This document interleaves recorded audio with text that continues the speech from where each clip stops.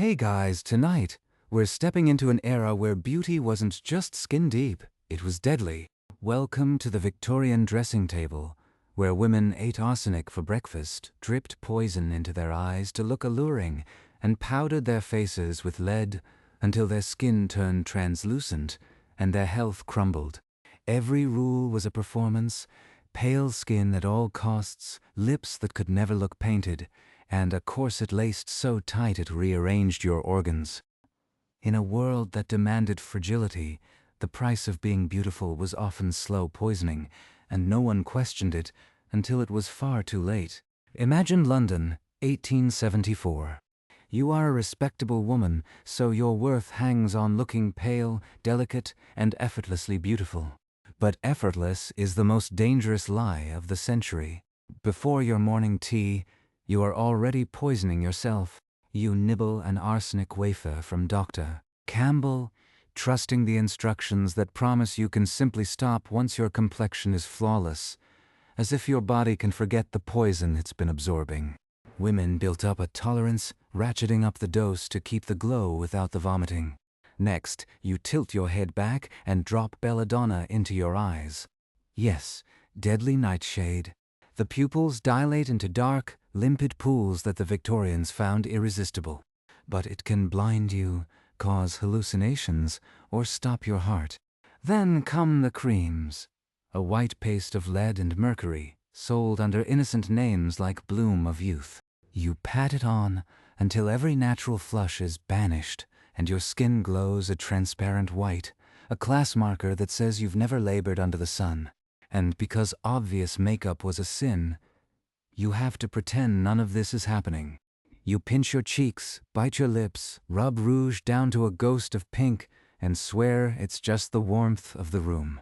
Queen Victoria called makeup vulgar, so you lie while the lead eats your nerves. Finally, the corset. Your maid laces it until your waist cinches to 18 inches, compressing your ribs and shoving your liver and stomach upward, halving your lung capacity. Fainting becomes a sign of refinement. This was not a fringe habit. Millions of women, from shopgirls to duchesses, followed this ritual, fueled by newspapers and catalogs. The ideal they chased was the romanticized pallor of a tuberculosis patient, healthy women imitating beautiful decay. So, how did an age of reason convince women that self-poisoning was the price of beauty? What were the bizarre rules governing every glance, every meal, every stitch of clothing? And what happened when the poison finally caught up, when the slow death inside could no longer be hidden? Tonight, we're pulling back the lace curtain on the bizarre beauty rules Victorian women had to follow daily. So dim the lamp, because we are stepping into the boudoir and into the very first ritual of the day. Let us begin, then, with the very moment your day as a proper Victorian woman commenced. You rose before dawn because a lady who slept past sunrise was either ill or indolent, and neither was becoming. The room was cold, the window cracked just enough for the miasma of the city to drift in along with the fog. Your maid, if you had one, appeared with a tray bearing a porcelain cup of weak tea and a small, unassuming tin. That tin was the first betrayal of the day. Inside were Dr. Campbell's safe arsenic complexion wafers. The name alone was a masterwork of assurance. Safe. Arsenic. The two words had no business being together, but there they were, stamped into the tin in delicate script, promising complexions that rivaled alabaster. You took one between your fingers, chalky, slightly sweet from the sugar used to mask the bitterness, and placed it on your tongue. The instructions, printed in a booklet that came with every order, were disarmingly cheerful. Begin with 1 wafer per day. Increase to 2 after a fortnight. Cease, use when the desired translucence is achieved. The promise was that you could simply stop once your skin was perfect. But arsenic does not work that way. It accumulates. It changes your body's chemistry. And as you would discover too late, stopping did not mean recovery. Stopping meant the symptoms of poisoning began to claw their way to the surface, while your skin, suddenly deprived of its toxic maintenance, erupted in the very blemishes and discolorations you had started taking the wafers to banish. So you took another wafer, and another. You were not alone in this. Across London, Paris, New York, women were nibbling arsenic with their toast, convinced they were simply following the latest scientific beauty regimen. The catalogues of the era are a gallery of disquieting promises. Sears, Roebuck and Company offered arsenic tablets alongside corsets and hat pins. Druggists advertised them in newspapers, wedged between notices for liver pills and neuralgia cures. Dr. Campbell's formula was just the most famous. There were Barry's Freckle Ointment, which contained 12% mercury, and Laird's Bloom of Youth, a creamy white cosmetic that women smoothed onto their cheeks and foreheads, unaware that it was built on lead carbonate, the same substance that painters used to make white pigment, the same substance that drove artists mad. Women dabbed it around their eyes to mask fatigue, then wondered why their eyelids twitched uncontrollably. But the wafers were your first act of the day, and they set the tone for everything that followed. You washed them down with the tea, feeling the warmth spread through your chest, mistaking the faint queasiness for hunger. Then you turned to the dressing table, where the real transformation would occur. The mirror reflected a face that was, in its natural state, unacceptable. Too much color, too many visible signs of life. The Victorian ideal of beauty was not health. It was the look of someone who needed protecting, someone fragile enough that a draft might carry her away. The poet John Keats had died of tuberculosis at 25, and his consumptive pallor had become the romantic ideal. Bright eyes, flushed cheeks, translucent skin that seemed lit from within. This was the look of the invalid, and it was the look you were paying to achieve. Your belladonna drops waited in a tiny glass vial stoppered with cork. Belladonna, deadly nightshade. The plant that ingested killed with swift brutality, but applied to the eyes, it did something remarkable. It paralyzed the muscles of the iris, forcing the pupil to dilate into a dark, fathomless circle that mimicked arousal, excitement, a soul on the verge of revelation. Men found it captivating. Women found it indispensable. You tilted your head back, pulled down the lower lid, and let a single drop fall into each eye. The sting was immediate, a sharp burning that made your vision swim and your lacrimal glands flood in protest. You blinked rapidly, dabbing at the corners with a handkerchief, waiting for the discomfort to subside into a strange, disconnected dizziness. What you did not know or chose to ignore was that repeated use of belladonna drops could blind you. The atropine in the plant accumulated in the tissues of the eye, damaging the optic nerve over time. Some women developed mydriasis so severe that their pupils could no longer contract, leaving them painfully sensitive to light, forced to live in dim rooms. Others experienced hallucinations, shadowy figures at the edges of their vision, whispers that had no source, and a few simply went blind, their beauty maintenance having cost them the very sense required to appreciate it. Queen Victoria herself used belladonna, but for a different purpose. She had cataracts, and the drops were prescribed by her physician to dilate the pupils and improve her failing vision. That the Queen used it gave the substance a royal imprimatur, a sheen of medical legitimacy that the fashion press eagerly amplified. What they neglected to clarify was that the Queen was treating a medical condition under strict supervision, not dripping poison into her eyes to look alluring at a dinner party. The distinction was lost on a generation of women who trusted that anything sold in a reputable shop must be safe, and anything the Queen used must be refined. With your pupils now dark as inkwells, you turned to your paints and powders. But here, the rules became contradictory and cruel. The first rule of Victorian beauty was that you must never, under any circumstances, appear to be wearing makeup. Makeup was for actresses and prostitutes. The Queen had said so, and her word shaped the moral contours of the empire. Respectable women did not paint their faces. And yet, Respectable women were expected to be flawlessly pale, with lips that were rose-tinted but not red, cheeks that bloomed but did not glow, and eyes that were defined but not lined. The solution was a performance of denial so elaborate, it became an art form. You began with the base, bloom of youth, or perhaps a preparation called crème céleste, which sounded angelic but was mostly lead oxide suspended in animal fat. You scooped a small amount onto your fingertips and smoothed it across your cheeks, forehead, chin, and the delicate skin of your throat. The cream was thick and opaque, erasing every freckle, every patch of natural color, every visible pore. In the mirror, your face became a mask, smooth, white, and eerily perfect. But lead is a cumulative poison. It seeps through the skin, enters the bloodstream, and it deposits itself in the bones, the brain, the nervous system. The symptoms came slowly. A creeping numbness in the fingers, persistent stomach cramps, mistaken for indigestion, a tremor in the hands that made needlework difficult, and eventually the characteristic blue-black line that appeared along the gums, the telltale sign that your body was saturated with poison. But you were not finished.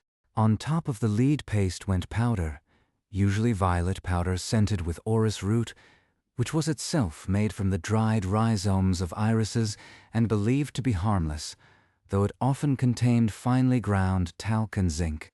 The powder set the cream and gave the skin a matte, velvety finish that looked, in the dim light of a parlor, convincingly natural. Then came the rouge. But you could not simply apply rouge. That would be painting. Instead, you took a small, nearly dry brush and tapped a minuscule amount onto the apples of your cheeks, then blended it with your fingers until it was barely a suggestion of pink. The goal was to look as if you had just come in from a brisk walk, or were slightly flushed from the heat of the fire, or were in the earliest, most attractive stage of a genteel fever. If anyone accused you of wearing rouge, you must look shocked and deny it with the same vehemence you would a charge of shoplifting. For the lips, the challenge was even greater. Lips were expected to be pink and full, but untouched by artificial color.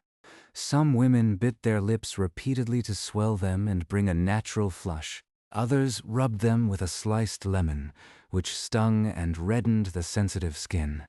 The truly dedicated applied a preparation called carmine, derived from crushed cochineal insects, but then blotted it away so thoroughly that only a ghost of color remained. The mouth must look as if it had never known a cosmetic. The mouth must look as if it had never known any care at all. Then, at last, the corset. No garment in the history of fashion has been so romanticized and so misunderstood. The corset was not merely an undergarment. It was a scaffolding, a discipline, a constant physical reminder of the rules that governed your existence. Your maid, if she was skilled, would ask you to grip the bedpost and take a deep breath. Then she would begin to lace. The first pull cinched your floating ribs. The second compressed your diaphragm. The third brought your waist down to 24 inches. She would pause, let you exhale, then pull again.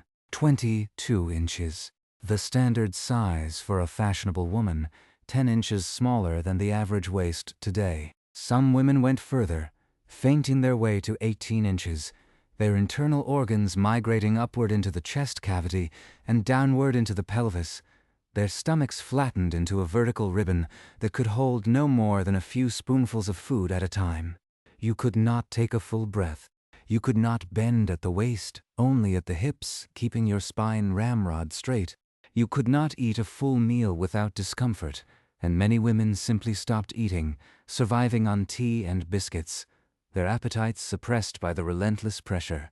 The corset caused heart palpitations, acid reflux, chronic constipation, and, in the most extreme cases, a condition called cirrhosis of the liver, caused by the constant compression of the organ. Ribs cracked, spines curved, muscles atrophied from lack of movement, and yet The corset was considered a medical necessity by many doctors, who argued that women's bodies were inherently weak and required external support to remain upright. The patriarchy had found a way to wrap its control in whalebone and silk, and women tightened it themselves every morning. But here is the thing. All of this, the arsenic, the belladonna, the lead paste, the corset, was merely the foundation. It was what you did before anyone saw you. The real performance began the moment you stepped into the world, where the bizarre rules multiplied into every aspect of your appearance, your movement, your speech. There were rules about how much hair could show beneath your bonnet, rules about the acceptable width of a ribbon, rules about which colors signaled innocence and which signaled moral decay. A woman's entire body was a text that could be read by anyone with the proper education, and a single mistake could destroy her reputation. And that brings us to the hair. You might imagine that the elaborate, upswept styles of Victorian women, the cascading ringlets and intricate braids and towering masses of curls were all their own. You would be wrong. The Victorian era gave rise to a macabre industry that few historians speak of, the trade in human hair.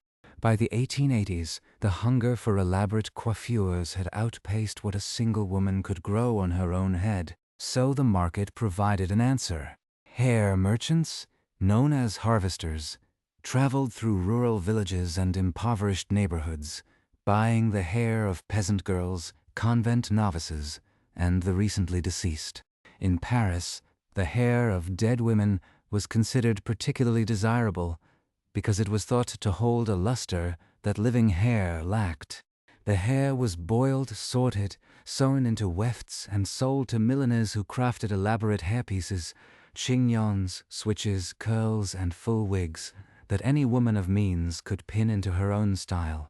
When you sat at your dressing table and your maid began to arrange your hair for the day, brushing and twisting and securing it with pins, the odds were good that at least a portion of what was being fixed to your head had once belonged to a stranger. Perhaps a young girl in Naples who sold her braid to buy bread. Perhaps a patient in a charity hospital who died of typhoid and whose body was stripped of its final asset before burial.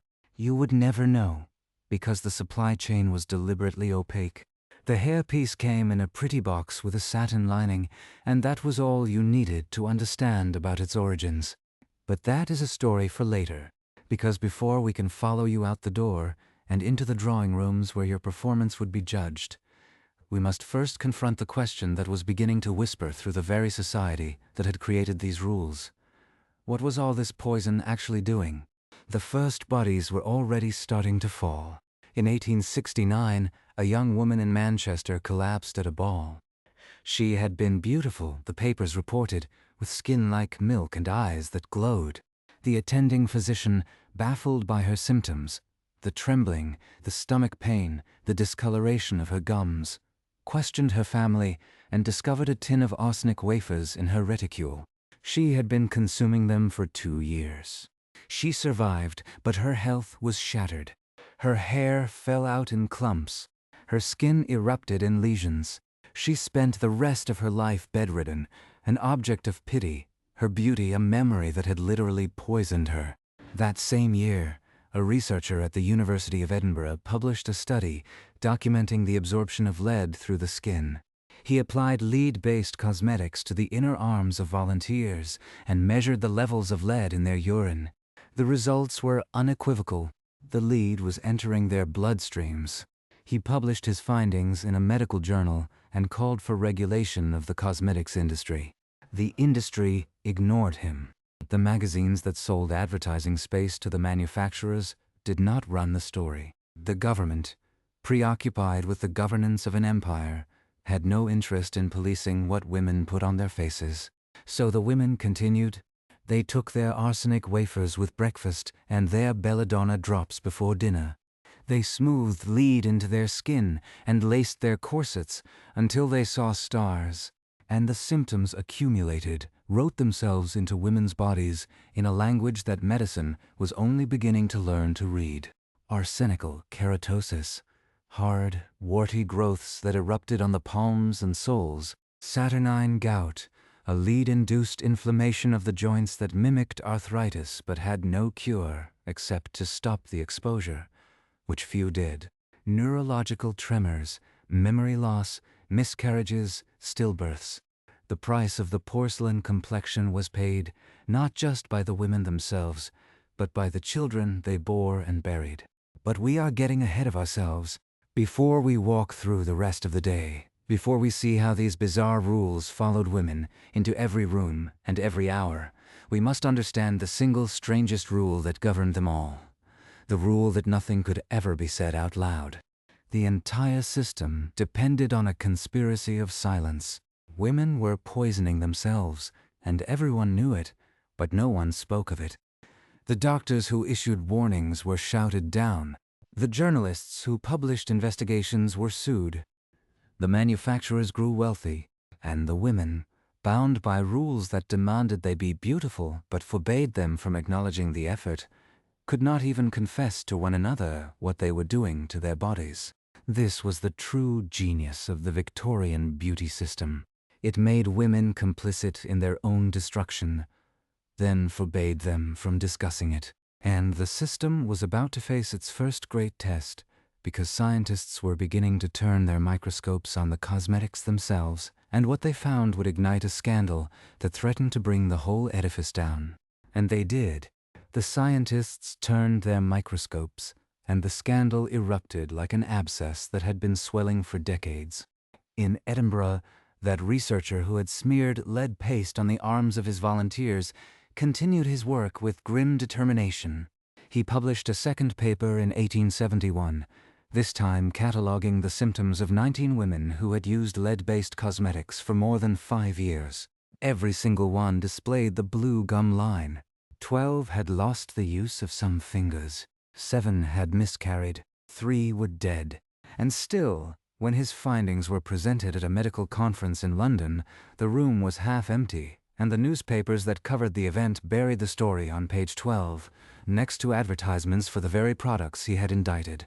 Because the beauty industry had discovered something that the public health reformers had not yet learned how to fight: the power of a pretty promise wrapped in pretty packaging.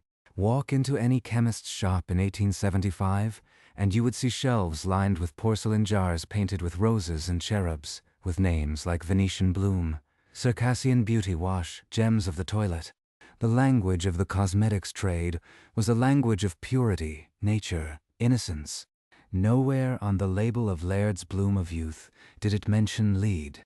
Nowhere on the tin of Dr. Campbell's wafers did it mention arsenic poisoning.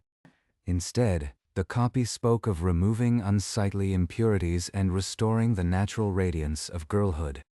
It was advertising, and it was brilliant, and it was a form of chemical warfare waged by commerce against the bodies of women who simply wanted to be acceptable. Let us pause on one product that perfectly encapsulates the maddening hypocrisy of the era: Barry's Freckle Ointment. Freckles, you see, were a particular horror to the Victorian mind. They were associated with outdoor labor, with peasant stock, with the Irish, with anyone whose ancestors had ever worked in a field. A freckled woman was a woman whose skin told the wrong story about her class. So freckle ointment promised to erase them, to burn them away, to leave the skin as smooth and unblemished as a marble statue. The active ingredient? Mercury, suspended in a base of zinc oxide and hog lard. Women dabbed it onto their cheeks and noses and watched as their freckles faded, replaced by a grayish pallor that they mistook for refinement. What they did not know was that the mercury was seeping through their skin and accumulating in their kidneys and brains. The symptoms of mercury poisoning: tremors, memory loss, emotional instability, a creeping paranoia that the household staff was stealing the silver, were dismissed as female hysteria, which was the era's catch-all diagnosis for anything doctors could not immediately explain. But if Barry's was a slow poison, there were products that worked even faster. The 1880s saw the rise of a cosmetic practice so dangerous it makes the wafers and creams look like health food. It was called enameling, and it was the specialty of a woman whose name would become synonymous with Victorian beauty gone monstrous: Madame Rachel. Madame Rachel Leveson, known to her clients simply as Madame Rachel, operated from a shop in New Bond Street, London, a neighborhood so posh that the mere address conferred legitimacy.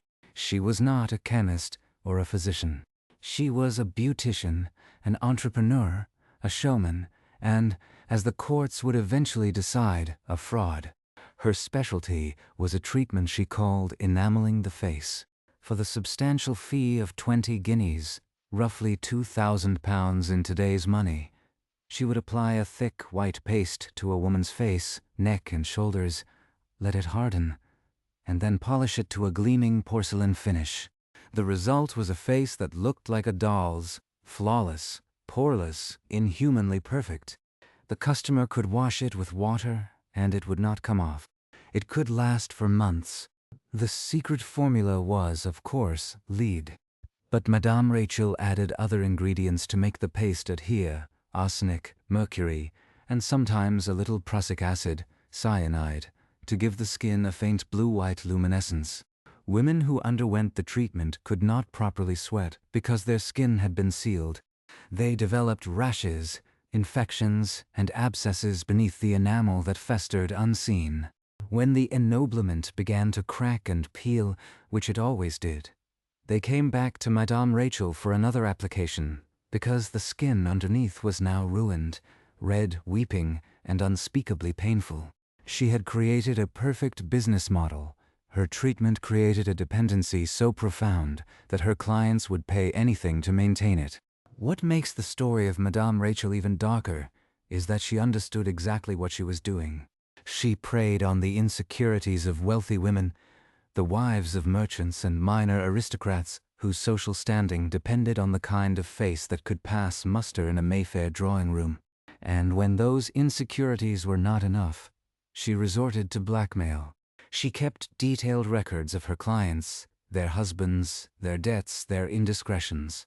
If a woman tried to stop coming, a discreet letter would arrive, hinting that certain information might find its way to certain ears.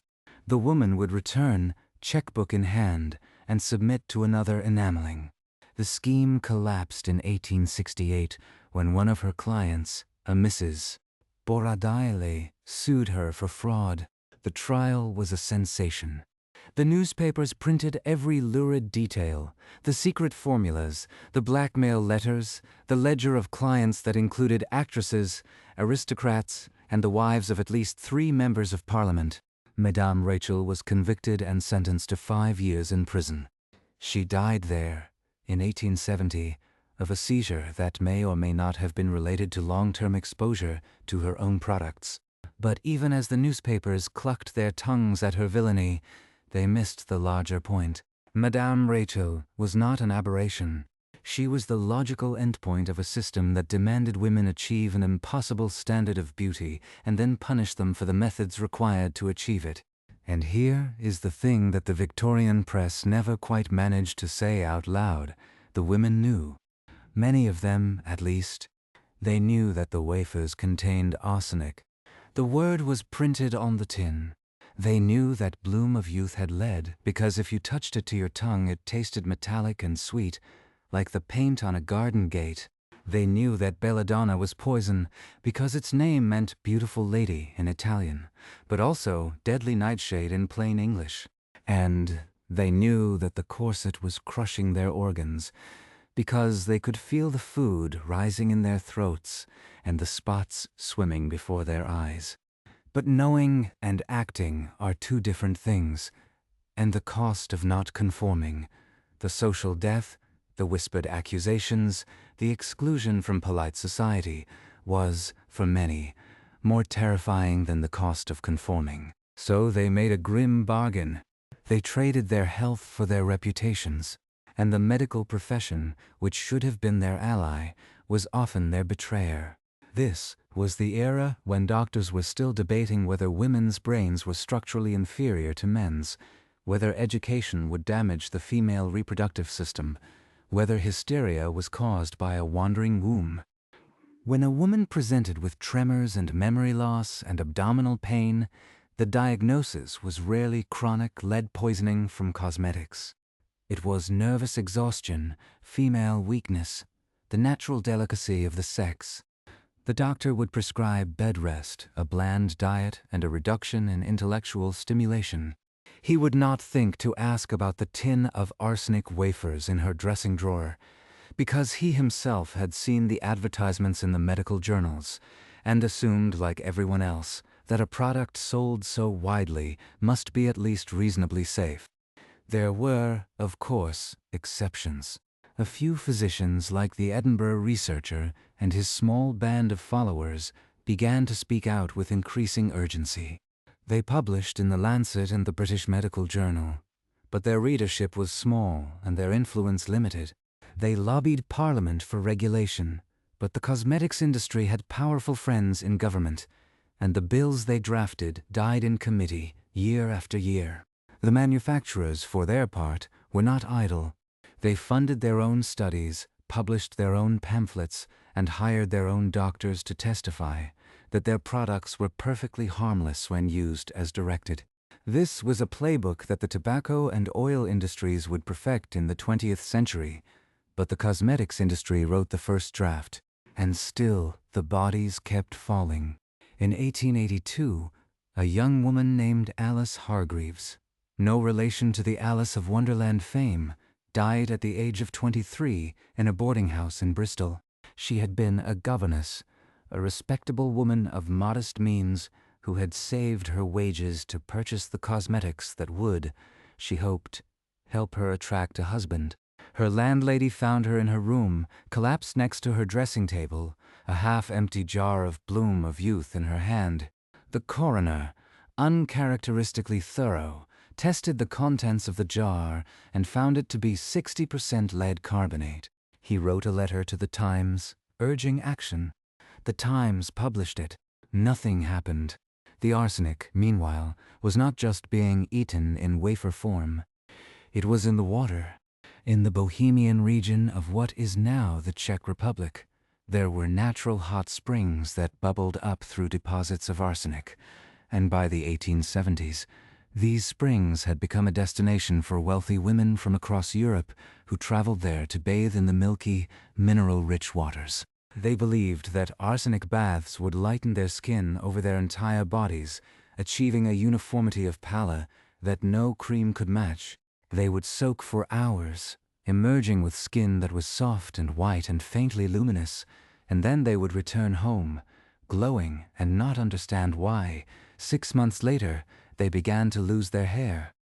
But perhaps the most disturbing dimension of the arsenic trade was its deliberate targeting of young women, even girls. The catalogs advertised arsenical soaps for the nursery, promising to keep a child's complexion pure.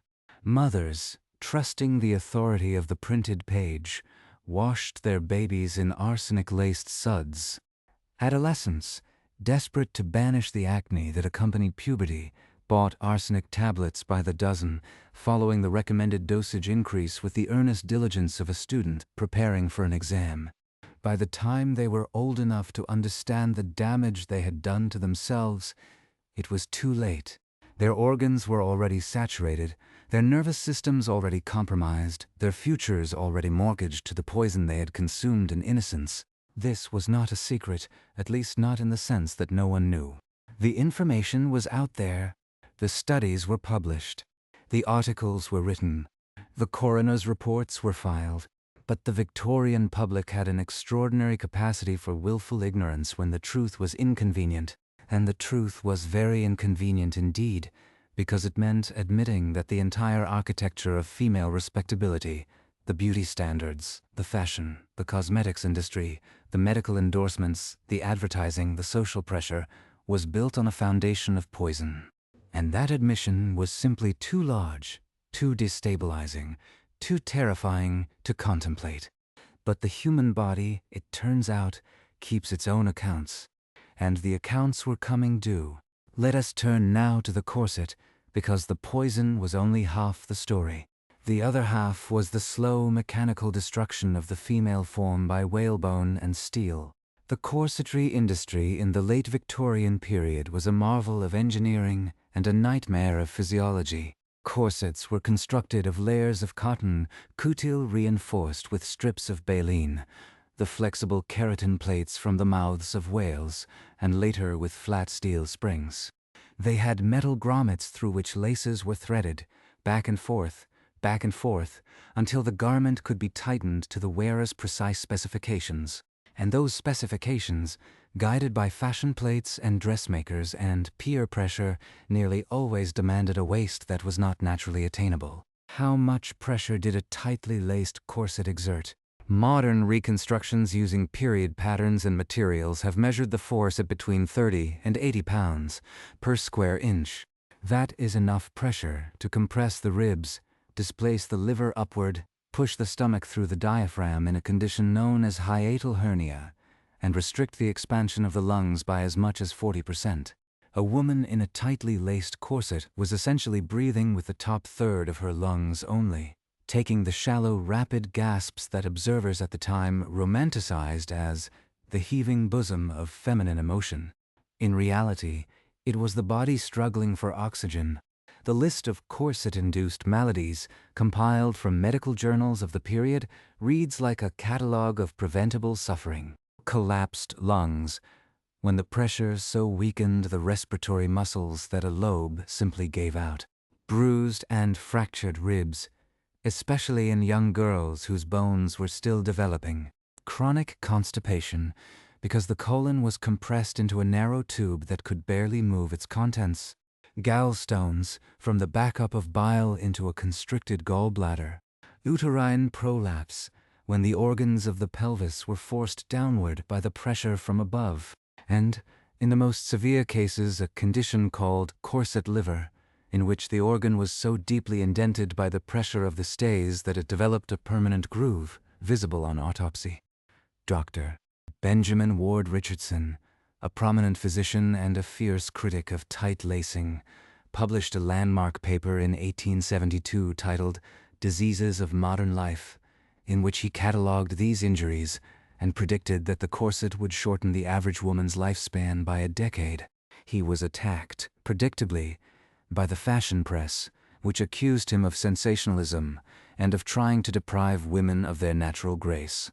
The corset, they argued, was not a health hazard but a health necessity, supporting the weak female spine and promoting good posture. This argument that women's bodies were inherently defective and required external correction was repeated so often that it achieved the status of common sense. Women who tried to go without corsets reported feeling naked, exposed, almost obscene. The corset had become, in a very real sense, a prosthetic identity.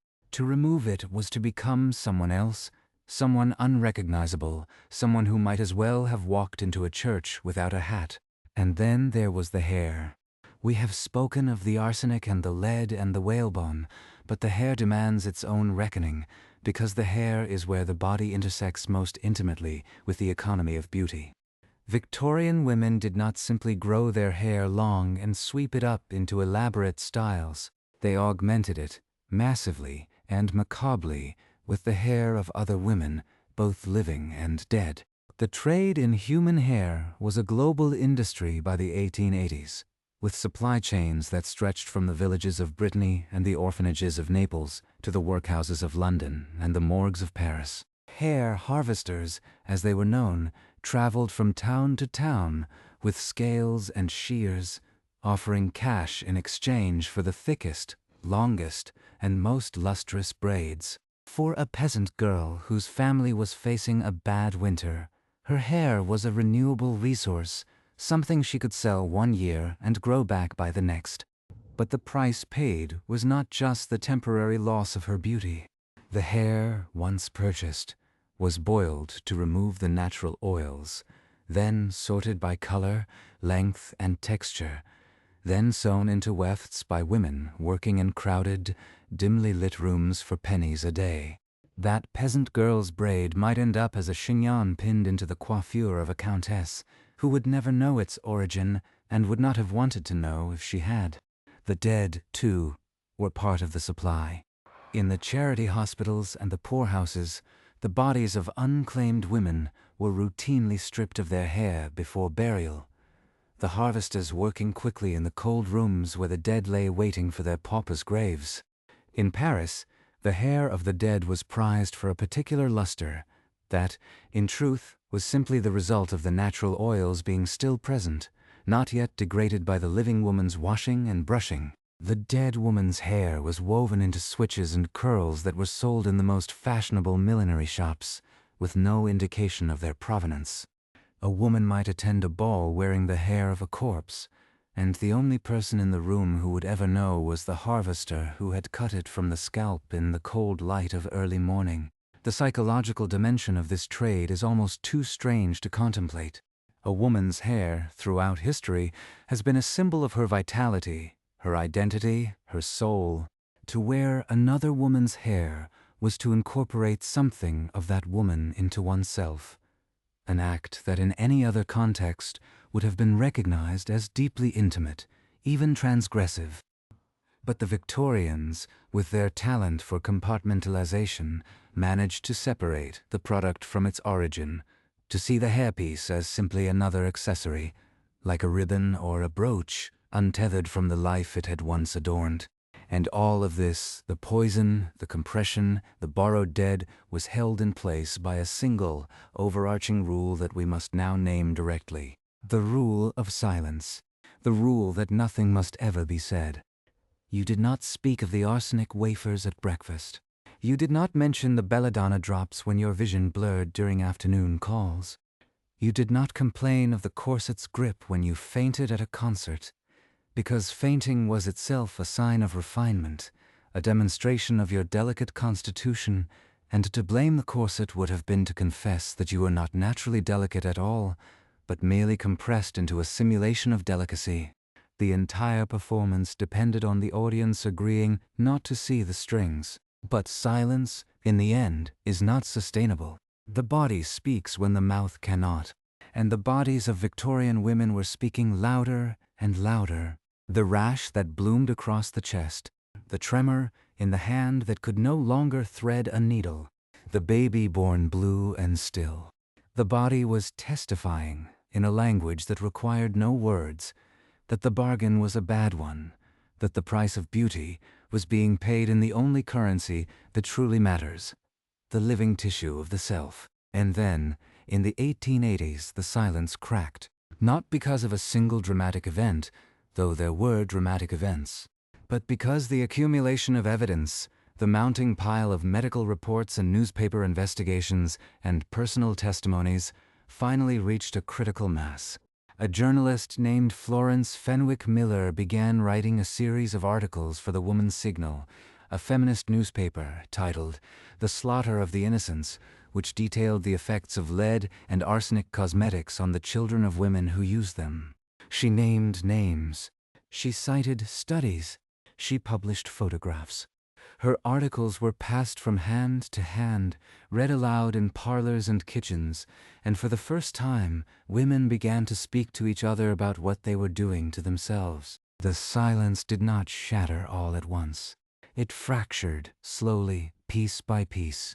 A woman confessed to her sister that she had been taking arsenic wafers for 3 years and could not stop. A mother, after burying her 3rd stillborn child, finally admitted to her doctor that she had used bloom of youth throughout each pregnancy.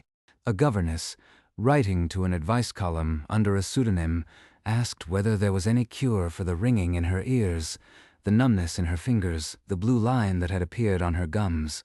The letter was published, and the following week, the newspaper received 50 more letters from women describing exactly the same symptoms. They were not alone. They had never been alone. They had simply been silent. But the silence was not the only thing that was cracking. The corset was cracking ribs. The belladonna was cracking vision. The lead was cracking sanity. And the entire edifice, the bizarre edifice of Victorian beauty, was beginning to show the first hairline fractures in its porcelain facade.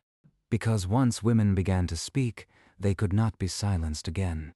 And the question that now hung in the air, the question that would define the final act of this story, was not whether the system would fall, but who would be crushed when it did. and for a time it looked as though the Crusaders might win. Florence Fenwick Miller's articles spread from the Woman's Signal into more mainstream publications, and in 1887, the British Medical Journal published a special supplement devoted entirely to the question of poisonous cosmetics. It was dry, technical, full of chemical analyses and post-mortem reports, but it was also devastating. The supplement named 47 different products that contained lead, mercury, or arsenic. It documented 312 cases of women who had suffered measurable health damage. It called, in language that was unusually blunt for a medical journal of the period, for an act of Parliament to regulate the cosmetics industry. For a few weeks, it seemed possible that something might actually change. But the industry was not idle, and its counterattack was swift and brutal. The Cosmetics Manufacturers Association, formed hastily in the wake of the British Medical Journal supplement, hired a team of lawyers and lobbyists who descended on Westminster with two arguments. The first was economic. The cosmetics trade employed thousands of workers, many of them women, and regulation would cost jobs. The second was about freedom. Women, they argued, had a right to purchase whatever products they wished, and the government had no business interfering in the private affairs of the toilette.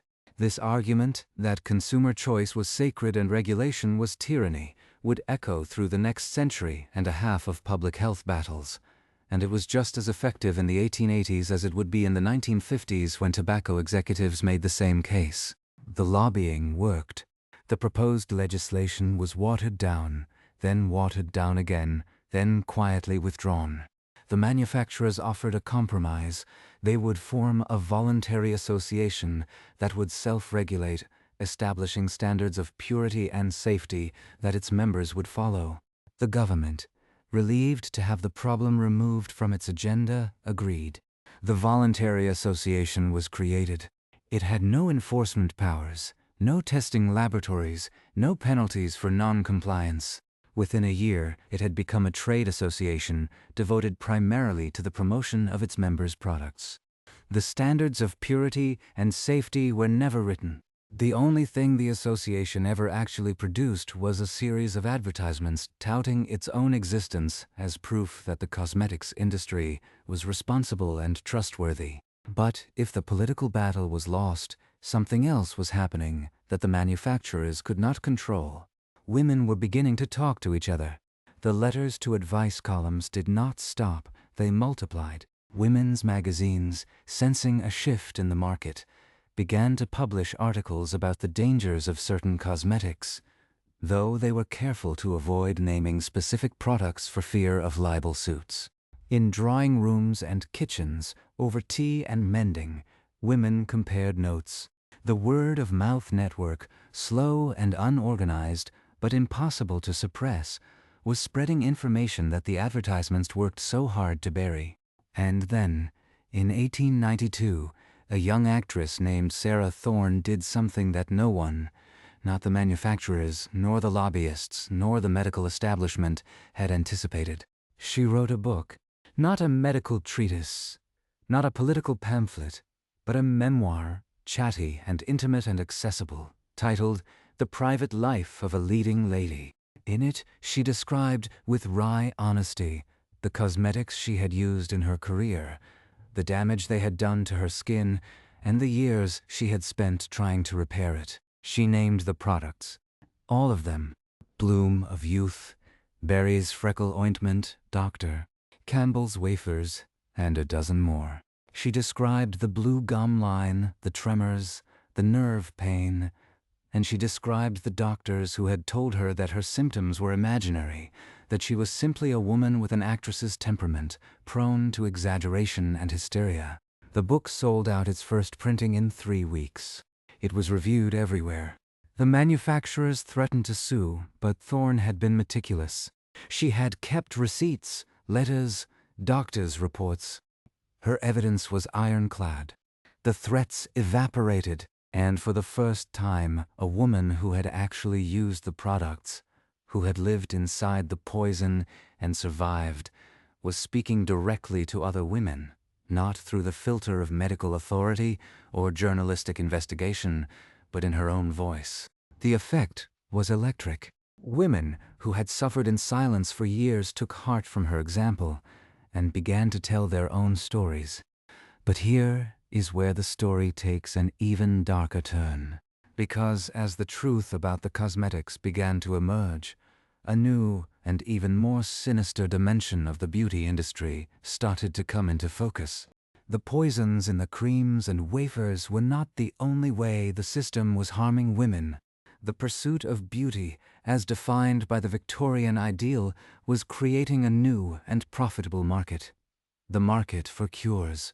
If you damaged your skin with lead and mercury, you would need an ointment to heal the damage. If you compressed your organs with a corset, you would need a tonic to restore your digestion. If you poisoned your nervous system with arsenic, you would need a patent medicine to calm your tremors and restore your sleep. And the same companies that sold the poisons were often the companies that sold the cures. It was a closed loop, a perfect capitalist machine that created sickness and then sold the remedy, that manufactured weakness and then charged for the solution. Take, for example, the case of Thomas Holloway, one of the wealthiest men in Victorian England, who made his fortune from two products, Holloway's pills and Holloway's ointment. The pills were advertised for everything from constipation to nervous exhaustion to female complaints.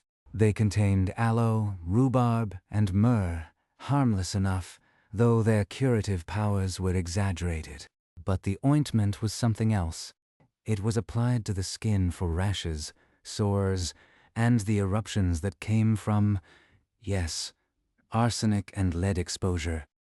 Holloway did not sell the cosmetics that caused those rashes, but he did not need to. He simply sold the cure for the damage they caused, and both sides of the transaction were profitable to someone. The cosmetics industry and the patent medicine industry were symbiotic, feeding on each other and on the bodies of the women who moved between them. And then there were the corsets. The medical profession, despite the mounting evidence of the damage tight lacing caused, was deeply divided. Some doctors, like Benjamin Ward Richardson, continued to speak out, publishing articles and giving lectures, risking their reputations to warn women of the dangers. But many others were complicit, and not just complicit, but actively profiting. Some physicians ran side businesses selling custom corsets, which they marketed as hygienic or medical or sanitary. These corsets were, they claimed, designed by medical science to support the female frame without causing damage. In practice, they were just as tight as the fashionable ones, sometimes tighter, because the veneer of medical authority made women trust them even more. A doctor who sold a corset was not a fashion merchant. He was a healer, and his endorsement carried a weight that a dressmaker's could not match. The most famous of these medical corsetiers was a doctor, Gustav Jäger, a German physician and zoologist who developed a line of sanitary woolen clothing, including corsets, that he claimed would restore women's health by insulating the body and promoting natural perspiration. His corsets were made of undyed wool, thick and scratchy, and they were laced just as tightly as any silk and whalebone creation from Paris. He sold them with a booklet of testimonials from women who claimed they had been cured of everything from indigestion to melancholy by his garments. The business was enormously successful. Jaeger's stores opened in London, Paris, and New York, staffed by assistants trained to perform medical examinations, or what passed for them, on the customers, measuring their waists and prescribing the proper degree of compression.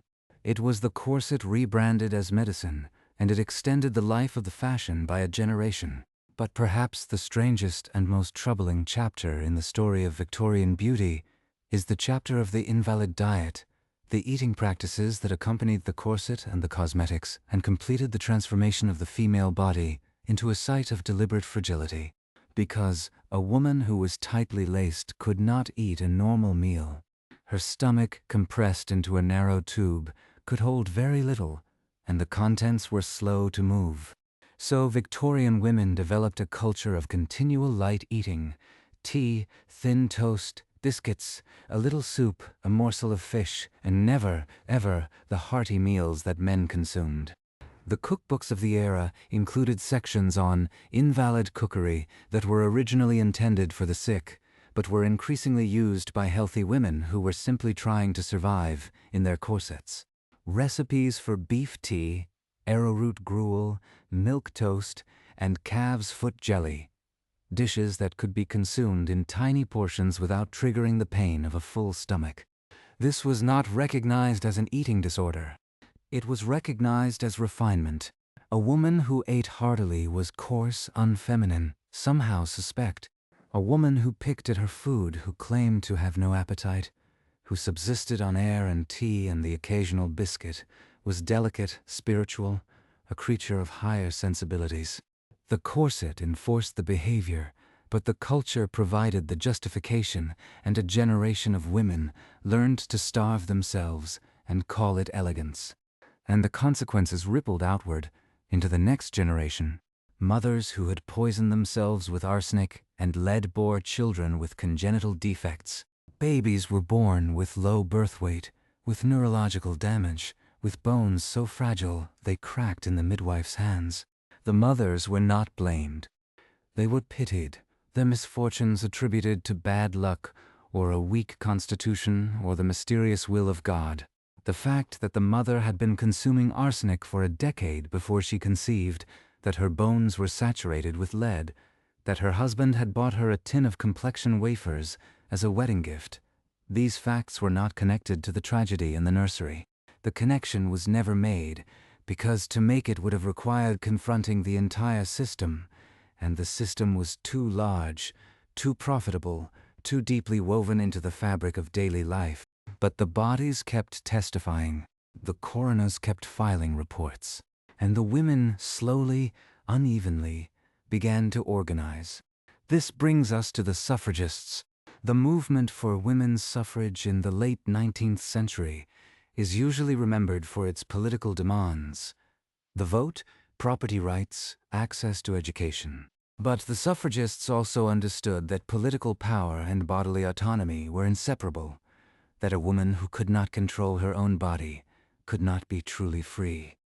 And among the many targets of their agitation, the cosmetics industry and the corset were prominent. Leaders like Emmeline Pankhurst and Millicent Fawcett, though they came from different wings of the movement, were united in their disdain for tight lacing and the cult of the invalid. They wore looser clothing.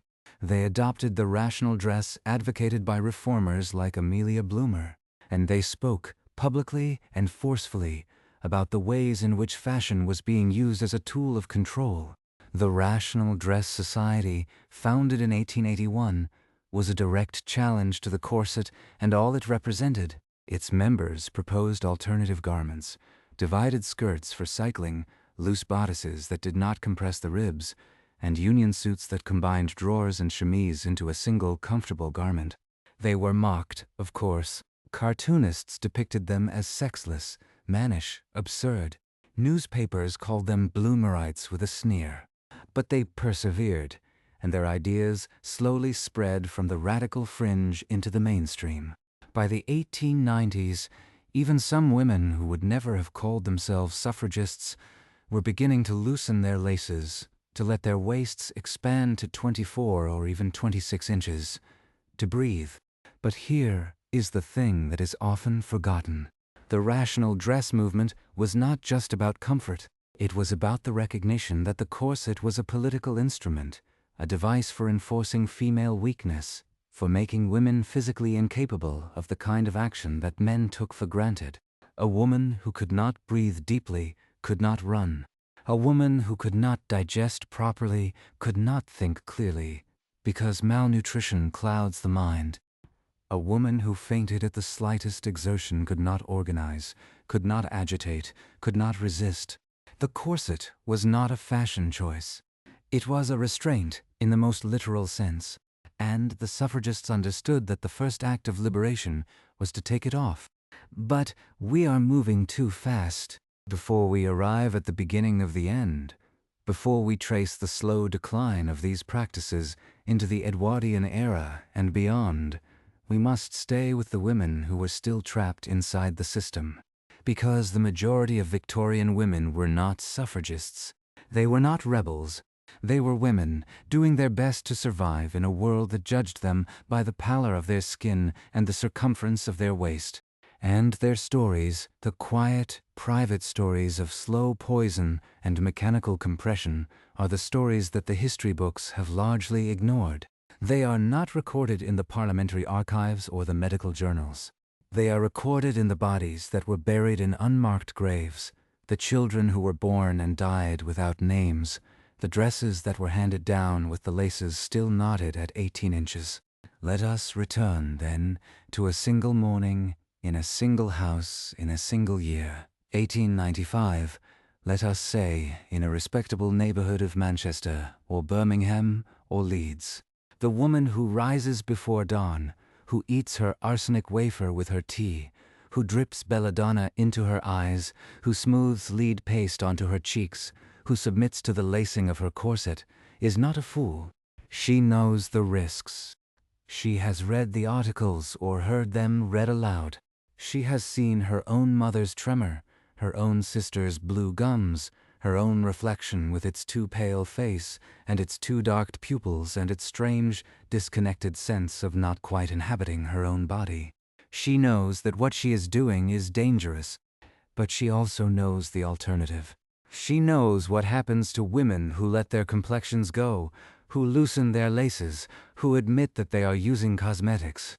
They are pitied and shunned. Their husbands look elsewhere. Their children are embarrassed to be seen with them. The social death is as real as the physical death, and in some ways more terrifying because the physical death at least has an end. So she chooses. She chooses the poison day after day, year after year, as the effects accumulate and the choices narrow. This is not ignorance. This is not vanity, in the simple sense we mean when we use that word.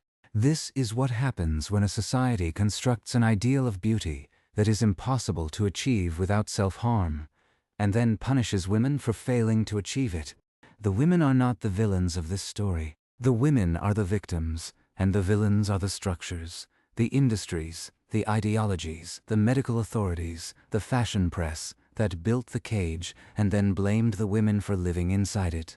And the cage, by the late 1890s, was beginning to show signs of wear. Not because the industry had reformed itself. It had not.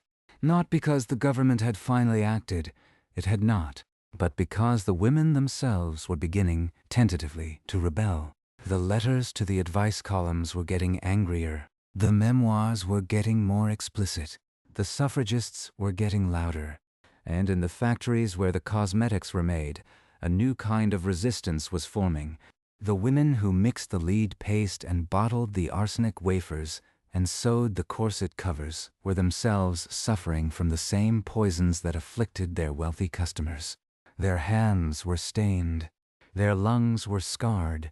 Their children were sick. And they, too, were beginning to speak.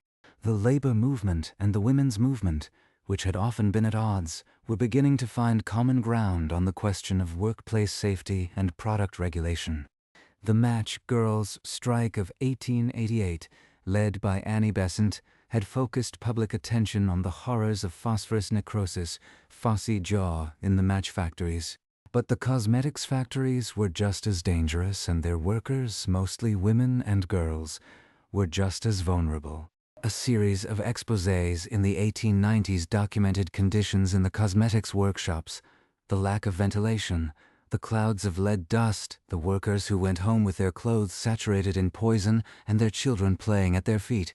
It was no longer possible to pretend, as the manufacturers had so long pretended, that the problem was confined to a few irresponsible products and a few reckless consumers. The problem was systemic. The problem was the entire industry, and the pressure for reform, which had been building for decades, was finally approaching a threshold that even the lobbyists and the advertising budgets could not hold back. But we are not yet at the threshold. Before we cross it, there is one more bizarre rule that must be understood, one more layer of the Victorian beauty system that has not yet been fully revealed. because the rule about pale skin, about translucent complexions and delicate pallor, was not just about class and fashion. It was also, and centrally, about race. The Victorian beauty ideal was racialized to its core, built in explicit opposition to the skin tones of the colonized peoples over whom the British Empire ruled. When a Victorian woman whitened her face with lead paste, she was not just performing class, she was performing whiteness. She was asserting, every time she sat at her dressing table, her membership in the imperial race, the race that ruled India and Africa and the Caribbean, the race whose destiny was to govern the world. The darker a woman's natural complexion, the more urgently she felt the pressure to lighten it, because a dark complexion carried the taint of the colonies, the suggestion of mixed blood, the suspicion that somewhere in the family tree there lurked a person whose skin was not adequately pale. This was not a subtext. It was stated openly in the beauty manuals and the fashion columns and the advertisements for complexion wafers. Circassian was the favored descriptor for the most beautiful women, a reference to the Caucasus region, whose inhabitants were thought to represent the purest form of white racial stock. Products with names like Circassian Bloom and Caucasian Cream promised to restore the user to a racial ideal that had never truly existed, an origin myth of whiteness that the cosmetics industry invented and then sold back to the women who were terrified of falling short of it. The arsenic wafers, the lead creams, the belladonna drops, these were not just beauty products. They were instruments of racial discipline, tools for policing the boundaries of whiteness in an empire that depended on the maintenance of those boundaries. And the women who used them, whether they understood this or not, were participating in a project of racial purification that extended from the dressing table to the farthest reaches of the empire. The porcelain complexion was not just a fashion. It was a political statement, a declaration of allegiance to the racial hierarchy that structured the Victorian world. And this brings us, at last, to the final paradox of the Victorian beauty system. The ideal woman, as defined by the era's aesthetic and racial standards, was impossibly fragile. She was pale, slender, delicate, prone to fainting and headaches and nervous exhaustion. She was, in short, exactly the kind of woman who would not survive the Darwinian struggle that the Victorians themselves celebrated as the engine of progress. The ideal was a living contradiction. A woman so refined she could barely live. A woman whose perfection was inseparable from her own destruction. And this contradiction was not an accident. It was the point. The Victorian beauty system was designed to produce women who were weak because weak women were manageable, dependent, unlikely to challenge the authority of the men who controlled their lives. The corset, the poison, the starvation diet, these were not side effects of the pursuit of beauty. They were the pursuit of beauty because beauty, in the Victorian imagination, was precisely fragility, precisely the quality of needing protection, precisely the state of being always on the verge of collapse. A strong woman was an ugly woman. A healthy woman was a threat. The ideal woman was a ghost, a woman whose body had been so thoroughly disciplined that it barely registered as a physical presence at all. This is the deepest truth of the Victorian beauty system, and we are only now, more than a century later, beginning to reckon with it. Because the system did not die with Queen Victoria in 1901. It did not die when the corset went out of fashion, or when arsenic was finally banned from cosmetics, or when the beauty industry was eventually, grudgingly, brought under regulatory control. The system changed its clothes. It learned to speak in the language of science and self-care and empowerment. But the underlying logic, that women's bodies are defective and must be corrected, that beauty requires suffering, that the ideal is always just out of reach and must be purchased at ever greater cost, that logic is still very much alive.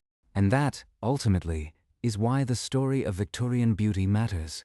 It is not a quaint tale of peculiar ancestors who did strange things with arsenic and whalebone.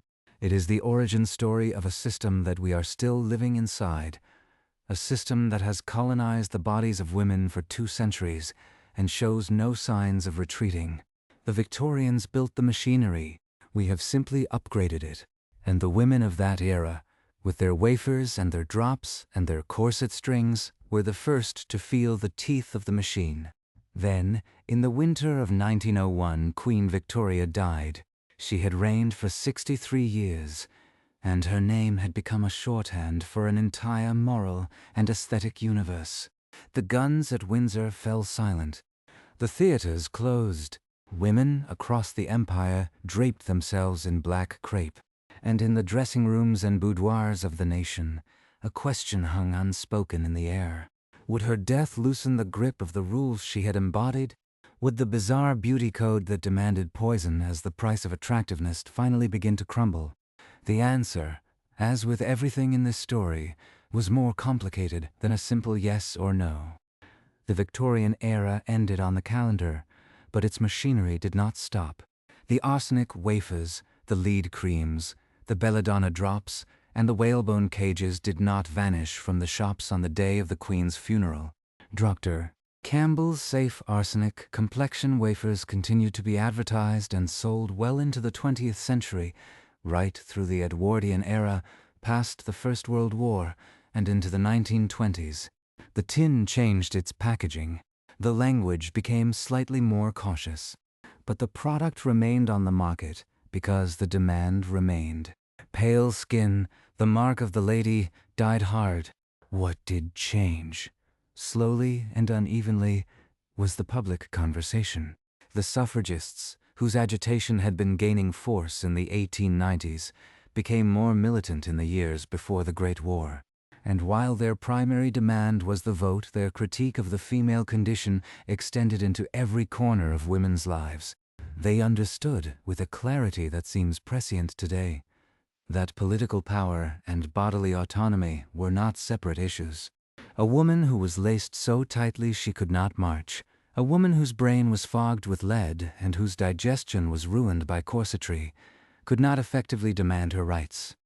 The body had to be liberated before the citizen could be. The Rational Dress Society continued its campaign, and the suffragist press published article after article after article cataloging the dangers of toxic cosmetics. In 1908, the Women's Freedom League organized a public demonstration in London, at which a group of women removed their corsets and burned them in a symbolic bonfire. It was a calculated provocation, designed to draw attention to the physical constraints that disabled women from full participation in public life. The newspapers covered it, predictably, with a mixture of ridicule and alarm. But the image lodged in the public imagination, the corset as bondage, its destruction as liberation. Meanwhile, medical science was finally catching up to what the coroners had been saying for decades.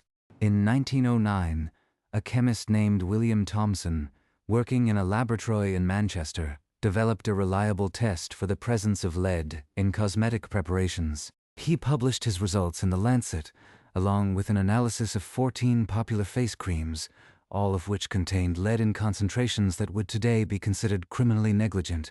He was not the first to sound the alarm, but he was the first to be taken seriously by the government. The British Board of Trade, which oversaw the regulation of drugs and preparations, convened a committee to investigate his claims. The committee's hearings, held in 1910 and 1911, were a parade of horrors. Mothers testified about children who had died in convulsions after their nurses had used lead powder on their diaper rash. Workers from cosmetics factories described lips stained blue and hands that shook so badly they could no longer button their own dresses. A pathologist from St. Bartholomew's Hospital presented slides of liver tissue taken from a woman who had used Bloom of Youth for 20 years. The liver was so saturated with lead that it sunk when placed in water. The committee recommended regulation. The industry, once again, mobilized its lawyers. And once again, the proposed legislation was weakened, delayed, and ultimately shelved when the guns of August 1914 turned everyone's attention to the trenches. The Great War changed many things, and among them was the corset. Not because fashion suddenly liberated women, but because the war created an unprecedented demand for steel, and corset boning was an extravagance that a mobilized economy could no longer afford. The United States War Industries Board, in 1917, asked American women to stop buying corsets so that the metal could be used for munitions. According to the board's own estimate, the steel saved from corset production was enough to build 2 battleships. Women complied, partly out of patriotism and partly because the corset was already losing its hold on the younger generation. By the time the armistice was signed in November 1918, the waistline of the fashionable woman had risen from the wasp-like pinch of the Victorian silhouette to a looser, more natural fit, and the brassiere was beginning to replace the corset as the foundational undergarment of the female wardrobe. But if the corset was dying, the poison was not. The cosmetics industry had discovered new toxins and new ways to market them. In the 1920s, as the flapper era dawned, the ideal shifted from the pale, fragile Victorian invalid to the dark-eyed, thin-lipped, androgynous modern woman. But the products used to achieve that look were, in many cases, just as dangerous as their Victorian predecessors. Radium, the newly discovered element whose glow had captivated the public imagination, was added to face creams, lipsticks, and even drinking water, sold as a health tonic that would restore vitality to aging skin.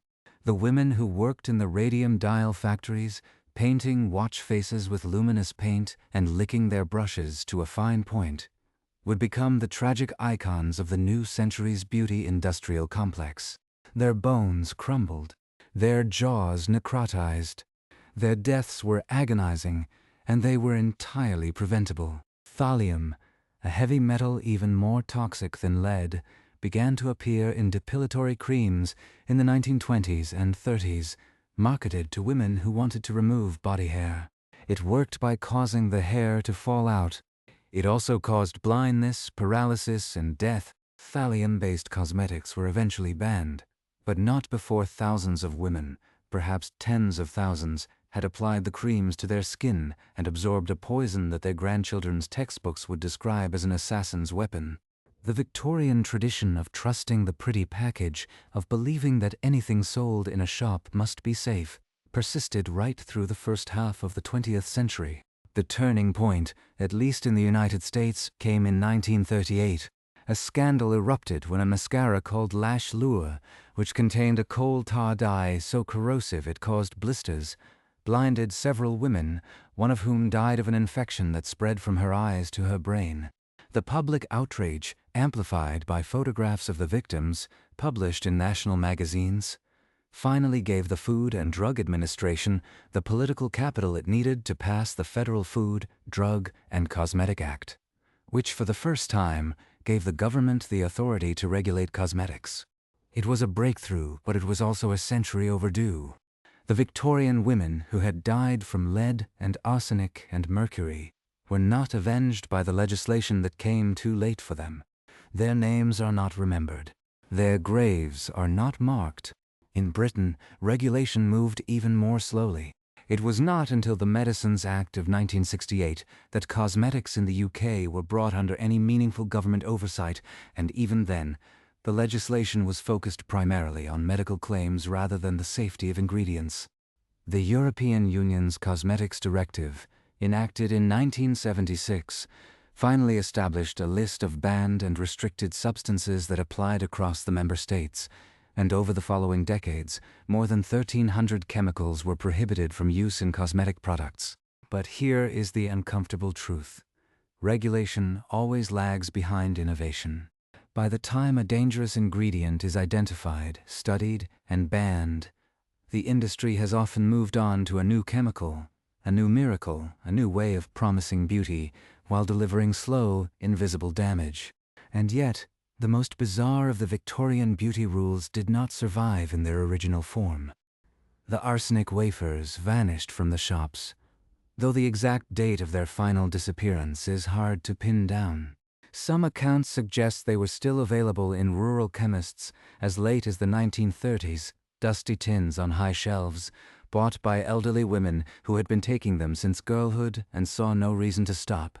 The belladonna drops, too, faded from the market, though belladonna itself is still used in modern medicine, in controlled doses for procedures that require pupil dilation, an echo of the Victorian practice, now safely contained within a clinical framework. The lead creams, however, proved more tenacious. Lead-based skin whiteners remained on the market in many parts of the world through the middle of the 20th century. And in some countries they are still sold today, often illegally, under names that evoke the same racialized ideal that built the Victorian market. In Nigeria, in India, in Jamaica, and in the Dominican Republic, creams containing mercury and high-dose steroids are bought by women who have been taught that lighter skin is more beautiful, more professional, more marriageable. The imperial logic that the Victorians embalmed in their cosmetics has never been fully exercised. It has globalized. The hair trade, too, survives in altered form.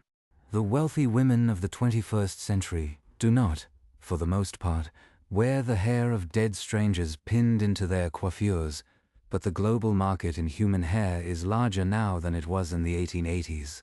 Women in India donate their hair at temples as a religious offering, and that hair is sold at auction, processed, and ultimately sewn into extensions and wigs that are sold in salons in London and Los Angeles.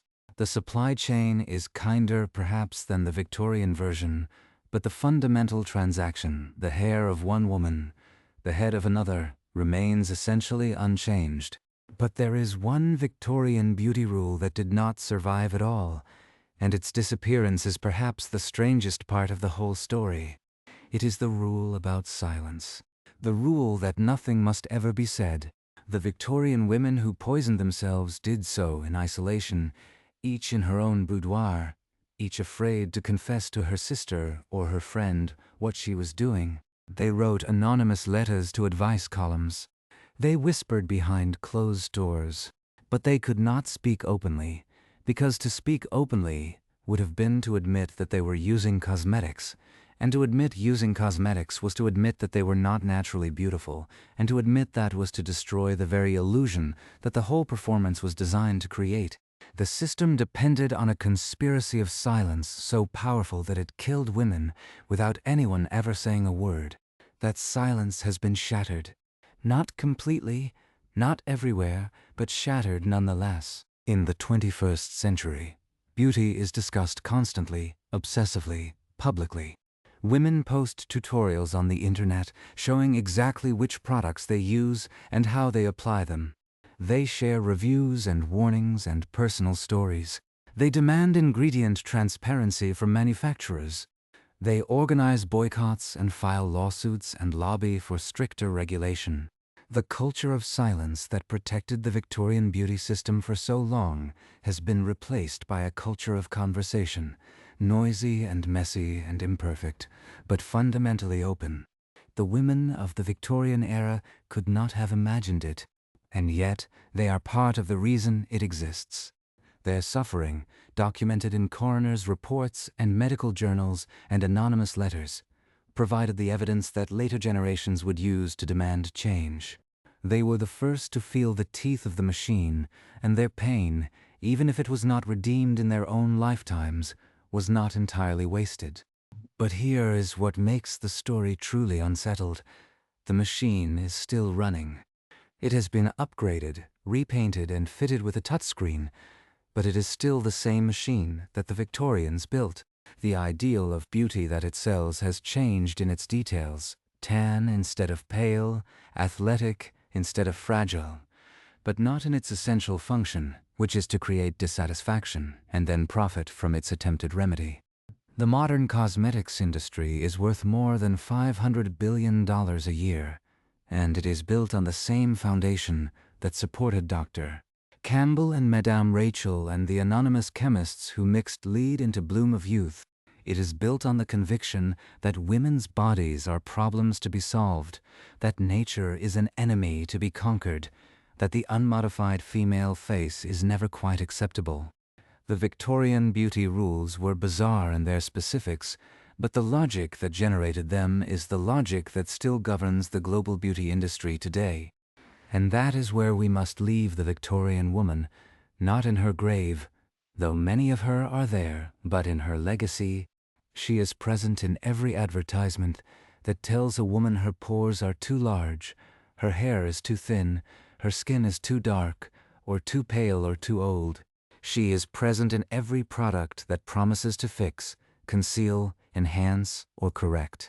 She is present in every doctor's office where a woman asks for a treatment that will make her look less like herself. The Victorians built a world that taught women to hate their own faces. We have not yet left that world. We have only redecorated it.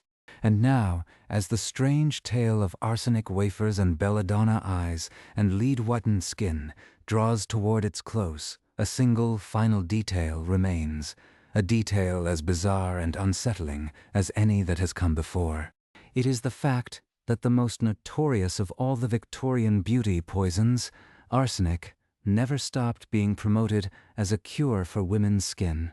In the early 2000s, a clinic in China began offering an arsenic-based treatment for acne.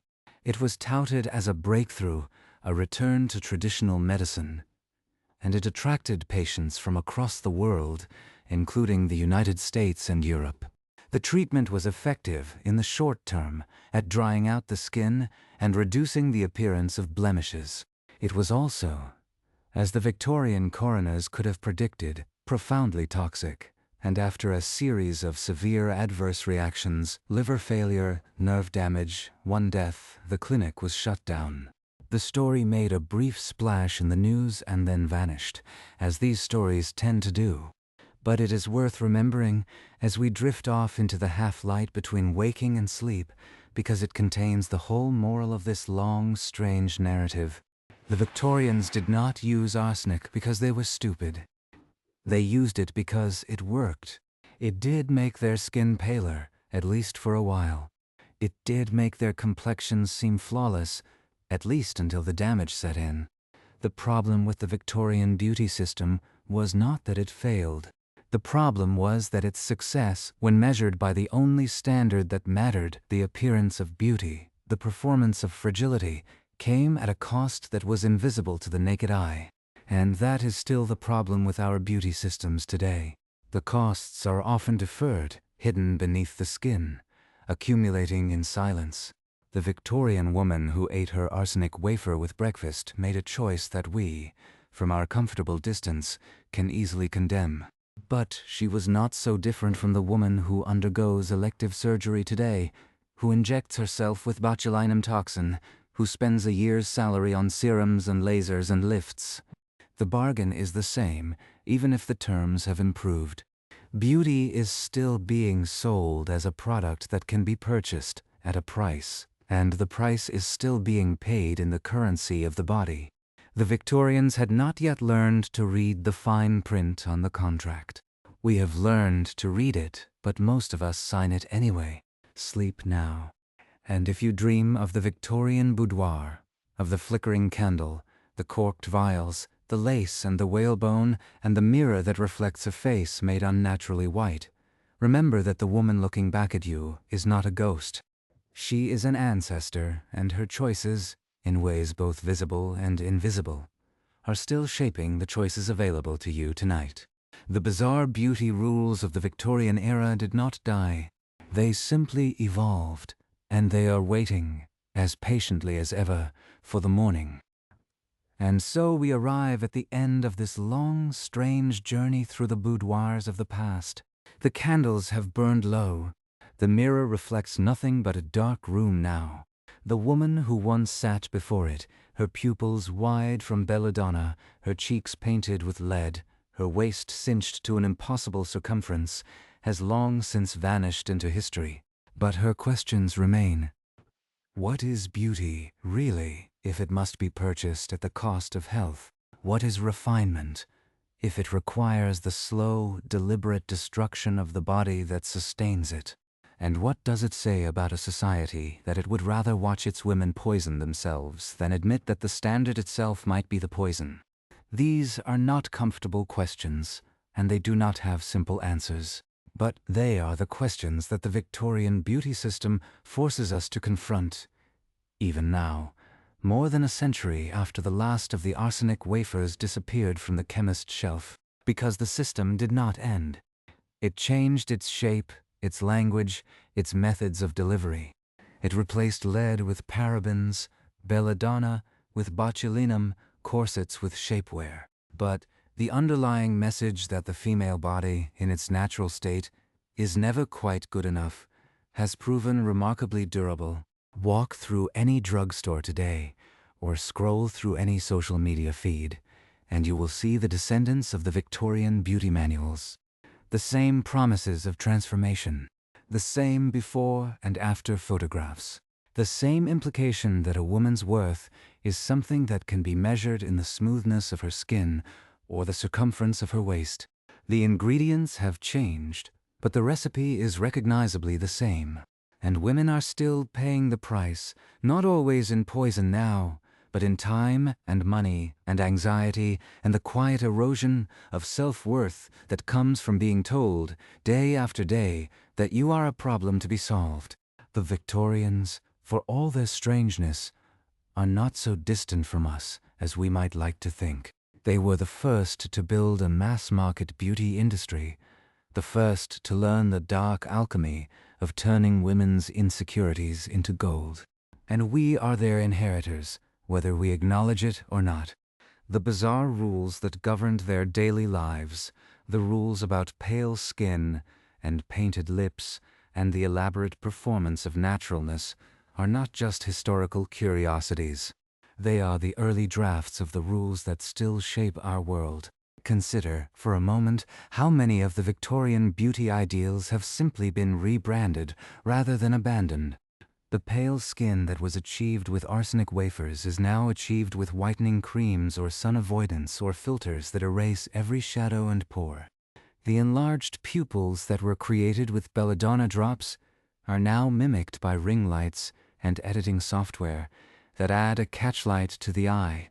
The tiny waist that was carved by whalebone corsets is now pursued through waist training, liposuction, or simply the old-fashioned starvation that the Victorians called delicate refinement and we call intermittent fasting. The methods have been updated, but the goals remain hauntingly familiar, and the silence, that most powerful of the Victorian rules, has not been entirely broken. Yes, women speak more openly now about beauty than they did in the 1880s. Yes, there are conversations happening about unrealistic standards and toxic ingredients and the mental health toll of constant self-surveillance. But for every woman who posts an unfiltered photograph of her real skin, there are 1,000 advertisements telling her that her pores are too large, her fine lines are too visible, her natural color is too dull. The conversation has grown louder, but the noise of the industry has grown louder still. And the women who are most vulnerable, the young, the insecure, the ones who have been taught since childhood that their faces are their fortunes, are still being sold the same old promise in a new high-tech package. Buy this, apply this, inject this, and you will finally be acceptable. Perhaps the most disturbing legacy of the Victorian beauty system is the way it trained women to be complicit in their own oppression.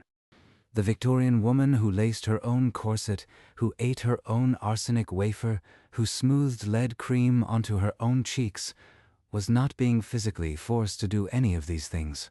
She was choosing them because the alternative, social exile, mockery, the loss of status and love and belonging, was too terrible to contemplate. She was free, in the narrow sense that no one held a gun to her head. But she was not free in any meaningful sense, because the choices available to her had been structured so that the only rational option was self-destruction. We live now in a world that claims to value choice. Women, we are told, can do whatever they want with their bodies. They can wear makeup or not, get surgery or not, pursue whatever standard of beauty appeals to them. And this is true, in a legal sense. But the social pressures that shaped the Victorian woman's choices have not disappeared. They have become more subtle, more diffuse, more internalized. The judge is no longer the queen or the church or the fashion plate. The judge is now the woman herself, who has learned to look at her own reflection and see only the flaws. The surveillance has moved inward, and it is more efficient than any external enforcer could ever be. But that does not mean the story ends in despair. The Victorian era also contains within it the seeds of resistance. The suffragists who burned their corsets, the journalists who exposed the poisons, the anonymous letter writers who confessed their symptoms to advice columns. They were not passive victims. They fought back in the limited ways available to them, and their efforts, accumulated over decades, eventually shifted the landscape. The cosmetics industry is more regulated now than it was. The conversation about beauty standards is more honest than it was.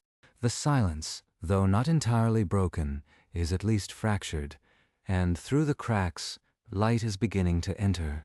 You, listening to this now, are part of that legacy. Every time you question a beauty standard, every time you resist the urge to apologize for your own face, every time you choose comfort over compression, honesty over performance, you are carrying forward the work that those Victorian women began. They did not know they were starting a revolution. They were just trying to survive. But survival, in a system designed to destroy you, is itself a revolutionary act. So as you settle deeper into your blankets tonight, listening to the quiet rhythm of these words, let the strange and unsettling story of Victorian beauty become, in your mind, something more than a catalogue of bizarre historical facts. Let it be a reminder that the rules that govern our bodies are not natural or inevitable. They were invented at a specific time for specific reasons, by specific people who stood to profit from them. And what was invented can be uninvented. What was built can be dismantled. The machine that the Victorians constructed is still running, but it is not invincible. It can be questioned. It can be resisted. It can, in time, be replaced by something gentler, something more humane, something that does not require women to poison themselves to be seen.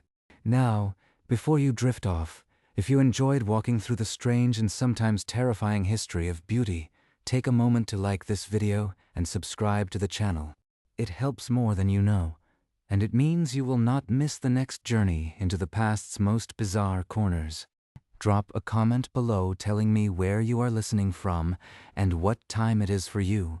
I love reading them, especially in the quiet hours when the world is asleep and these words find their way to you. Dim the lamp, close your eyes, and let the last image in your mind be not the arsenic wafer or the lead cream or the crushing corset, but the woman in the mirror, the one who looked back at her own reflection and slowly, tentatively, began to ask whether the rules she had been following were ever really hers at all. That woman, your ancestor in spirit, if not in blood, is still asking.